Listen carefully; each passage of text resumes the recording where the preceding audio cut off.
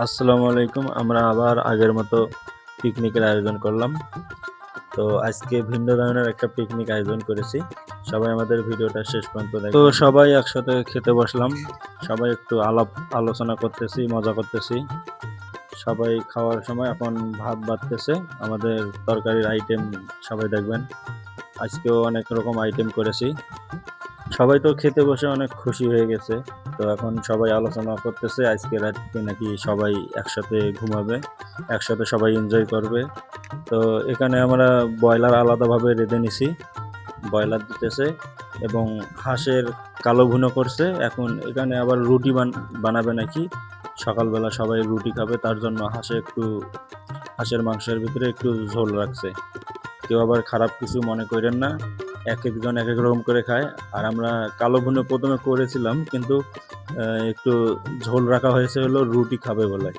তো রুটি খাওয়ার ভিডিওটাও দেখবেন, আমরা সকালবেলা খাইছি। তো সবাই এখন খাওয়ার জন্য প্রস্তুত, খেতে বসলো সবাই, অনেক মজা করতেছি।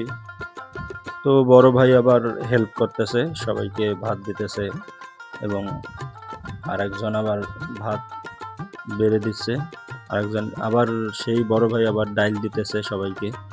আগের ভিডিওতে আপনারা যা দেখছিলেন যে বুটের ডাইল, যাকে বলে অ্যাঙ্কার ডাইল, তো সেটা সবাইকে দিতেছে। সবাই একসাথে বসে খাচ্ছি, আসলে অনেক মজা। যদি আপনারা কেউ আমাদের সাথে খেতে চান অবশ্যই কমেন্টে জানাবেন, আমরা আপনাদের সাথেও মজা করব ইনশাআল্লাহ। তো এখন আমরা সকালবেলা রুটি খাওয়ার জন্য সবাই রেডি। সবাই রাতটা একসাথে ছিলাম, আসলে ঘুম হয় নাই সেদিন রাতে, সবাই অনেক মজা করছি। তো আজকে হাঁসের মাংসের ঝোল দিয়ে আমরা রুটি খাচ্ছি, পরোটা বানাইছে। তো এখন সবাই আমরা খেতে বসছি।